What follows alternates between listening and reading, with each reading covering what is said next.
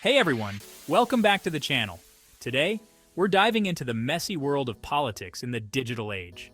From elections that resemble a high-stakes game of Twitter bingo, to global movements sparked by a hashtag, the way we engage with politics is about as recognizable to our ancestors as a freaking iPad. We're talking about a world where a single tweet can tank a stock market, a meme can become a rallying cry, and your Uncle Gary can become radicalized by a Facebook group with a concerning amount of cat photos. So buckle up, buttercups, because we're about to explore 10 ways the digital age is turning the political landscape on its head. Let's get started. All right, let's kick things off with the algorithm in your phone. Social media. Remember those quaint times when politicians just had to worry about kissing babies and dodging tomatoes at rallies? Those days are as gone as civility in a comment section. Now, politicians are expected to be social media ninjas, juggling Twitter feuds, crafting the perfect Instagram aesthetic, and maybe even attempting a TikTok dance if they're feeling particularly bold or desperate. Social media can be a powerful tool for connecting with voters, especially younger generations, who get their news from Instagram stories rather than, actual news. But here's the kicker. All that personalized content, those targeted ads, those viral moments that can make or break a campaign, it's all fueled by your data. Every like, every share, every angry comment you've ever made is being analyzed, categorized, and weaponized to influence your vote. Think about that the next time you're about to post that rant about your sourdough starter gone wrong. It's like psychological warfare, but with better graphics and more emojis. So yeah, social media and politics is a bit of a double-edged sword. Remember the good old days when starting a revolution required, actually leaving your house? Pepperidge Farm remembers. These days, all you need is a hashtag and a Twitter account. From #BlackLivesMatter to #MeToo, digital activism has become a force to be reckoned with. Social media has given a platform to marginalized communities, allowing them to bypass traditional gatekeepers and share their stories with the world. A single tweet can spark a global conversation, a viral video can expose injustice, and a hashtag can become a rallying cry for change. It's the democratization of activism, and it's shaking things up in a big way. But let's not get ahead of ourselves. Digital activism isn't without its challenges, like echo chambers and slacktivism. Remember, folks, retweeting a hashtag is great, but it's not going to dismantle systemic oppression on its own. Okay, buckle up, because this chapter involves big data, and I know what you're thinking. Big data? John, please. I'd rather watch paint dry, but hold on, this isn't your accountant's spreadsheet. This is where things get downright Black Mirror-ish. Every click, every like, every Google search you've ever made is being collected, analyzed, and yes, even weaponized by political campaigns.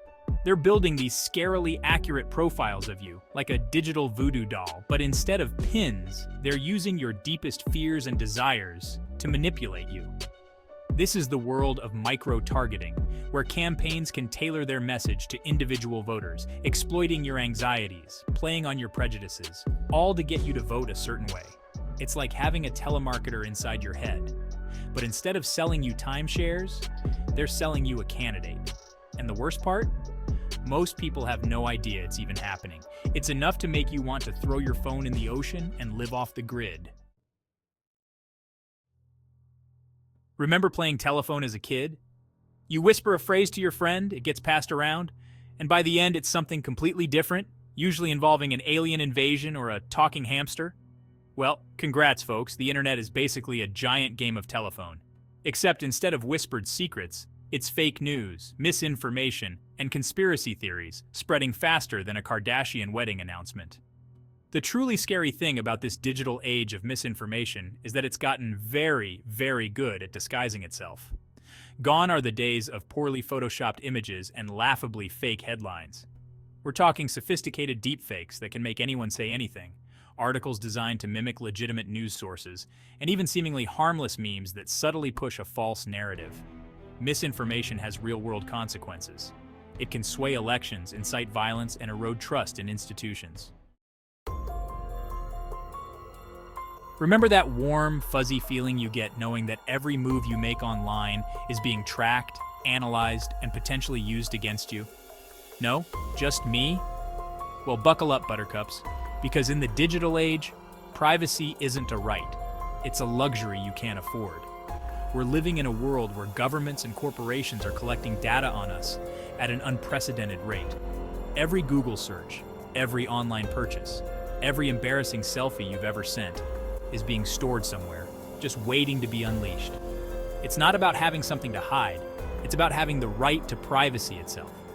We need to start demanding more transparency, more accountability, and more control over our own data. Remember the good old days when political discourse involved, actual discourse. When people with different viewpoints could engage in respectful debate, find common ground, and maybe even learn something from each other? Yeah, me neither. Because in the digital age, political discourse has become less about reasoned arguments and more about shouting matches in a digital echo chamber. It's a world where nuance goes to die, facts are optional, and everyone's an expert on everything, thanks to the magical power of Google. The internet has given a voice to the voiceless, allowing people who were previously excluded from the political process to finally have their say. But when everyone has a platform, it can be hard to separate the signal from the noise. We're bombarded with so much information, so many opinions, so many angry rants in all caps that it's easy to get sucked into the vortex of outrage. So yeah, the digital age has democratized political discourse, but it's also turned it into a bit of a dumpster fire. Remember when the biggest threat to our elections was someone stuffing a ballot box? Those were simpler times. Now we're facing a whole new breed of election interference, and it comes armed with malware, botnets, and enough technical jargon to make your head spin. We're talking about state-sponsored hackers, shadowy online operatives, and your weird cousin who keeps posting conspiracy theories on Facebook. From hacking voter registration databases to spreading misinformation on social media, the tactics are constantly evolving. It's a digital arms race, and the stakes couldn't be higher. Because when people lose faith in the integrity of their elections, they lose faith in democracy itself. So what can we do about it? Start taking cybersecurity seriously and educate voters about misinformation. Remember the good old days when political fundraising involved stuffy cocktail parties and shady backroom deals? Well, those days aren't entirely gone. This is politics after all. But the game has definitely changed. Welcome to the Wild West of online fundraising, where a candidate can go from $0 to $100 million with a single viral tweet. The internet has leveled the playing field, allowing candidates to connect directly with voters and raise small dollar donations from a much wider pool of supporters. It's the democratization of political fundraising, and it's shaking things up in a big way. But the ease of online fundraising has also opened the door to some, shall we say, questionable practices. From misleading donation appeals to shadowy dark money groups exploiting loopholes, the digital age of fundraising has its fair share of pitfalls. Remember when the most political thing an influencer did was endorse a brand of teeth-whitening toothpaste? Those days are as gone as your hopes of becoming TikTok famous. Because in the age of social media, everyone's an influencer. Even your dog, probably. And politicians have taken notice. They're realizing that influencer marketing isn't just for selling sneakers and detox teas anymore. It's a powerful tool for reaching voters, especially young people who are more likely to get their news from a YouTube star than a traditional news outlet. Influencers can help make politics more accessible and engaging for a wider audience. But there's a risk of oversimplifying complex issues, spreading misinformation, and prioritizing entertainment value over substantive policy discussions. Well, folks, we've reached the final chapter, and if you're not already feeling like you need a stiff drink and a nap, then you're a stronger person than I am. Because trying to predict the future of digital democracy is like trying to herd cats on roller skates, messy, unpredictable, and likely to end in chaos. Imagine a world where blockchain technology ensures secure and transparent elections, where artificial intelligence helps us combat misinformation, and where virtual reality allows us to engage in immersive political debates from the comfort of our own homes. But of course, it wouldn't be the digital age without a healthy dose of dystopian possibilities, would it? Imagine a world where deep fakes are so convincing that we can no longer tell truth from fiction, where surveillance technologies are used to silence dissent and control our every move. So which future will it be? Will technology save democracy or destroy it? Honestly, folks, I have no idea. But one thing's for sure, it's going to be one hell of a ride. There you have it, folks. 10 ways the digital age is turning politics into, well, something else entirely. It's a wild, weird, and often terrifying landscape out there, but it's also full of potential. Because here's the thing, technology is just a tool. The future of digital democracy is not predetermined. It's up to us, the users, the citizens, the ones holding the smartphones, to shape how this technology is used.